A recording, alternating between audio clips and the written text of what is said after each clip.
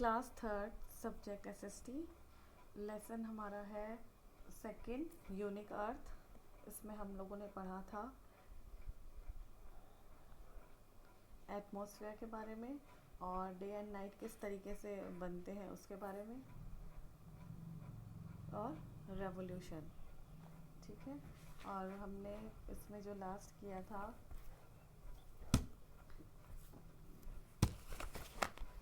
जो हमने इसमें लास्ट पढ़ा था वो था हमारा टेक द करेक्ट आंसर हमने किया था और क्वेश्चन आंसर हम कर रहे थे जिसमें हमारे 5 और 6 जो थे वो रिमेनिंग थे, उसे आज करेंगे हम। तो देख लीजिए क्या है क्वेश्चन नंबर 5।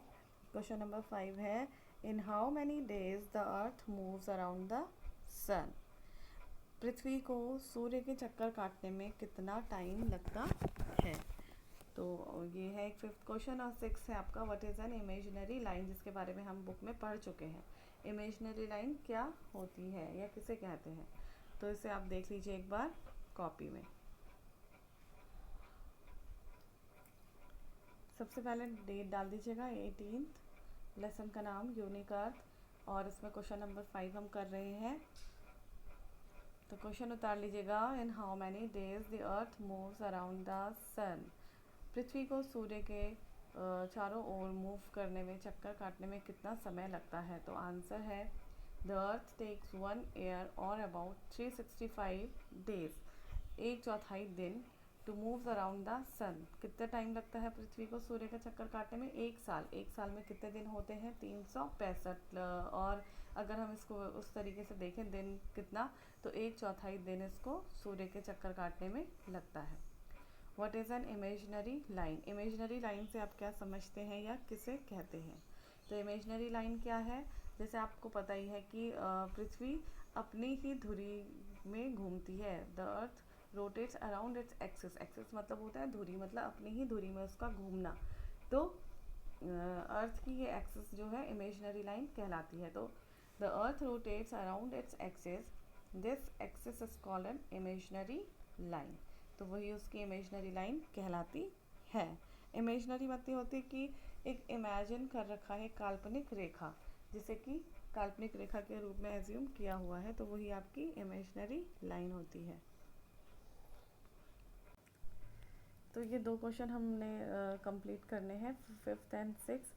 तो फर्स्ट वाला ये जो 5th क्वेश्चन है इसको आप ढंग से समझिएगा कि कितना टाइम लगता है पृथ्वी को सूर्य का चक्कर काटने के लिए। तो अर्थ टेक्स 1 ईयर और अबाउट 365 प्लस 1/4 डे।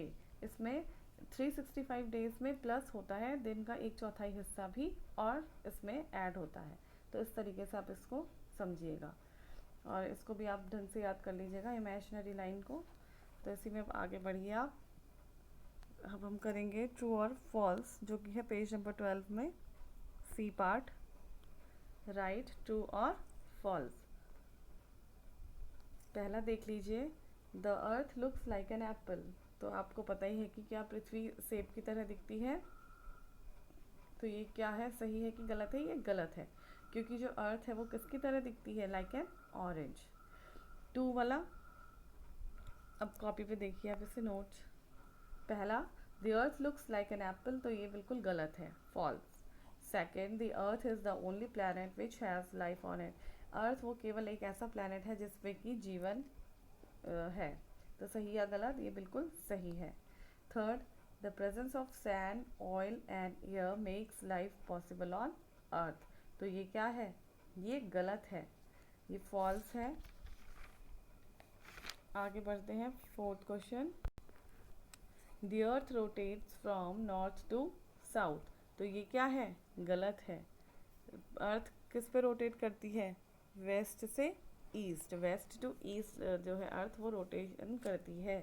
5th देखिए the earth is not like a huge spinning tap. तो बोला जा रहा है कि जो हमारी पृथ्वी है वो एक ह्यूज मतलब होती है बड़ा, जो ह्यूज मीन्स हो गया विशाल, स्पिनिंग टैप की तरह नहीं है। टैप होता है आपका नल, तो नल की तरह ये बिल्कुल भी नहीं है। तो ये क्या है, सही बोल रहे हैं कि गलत, तो ये सही बोल रहे हैं, ये ट्रू है।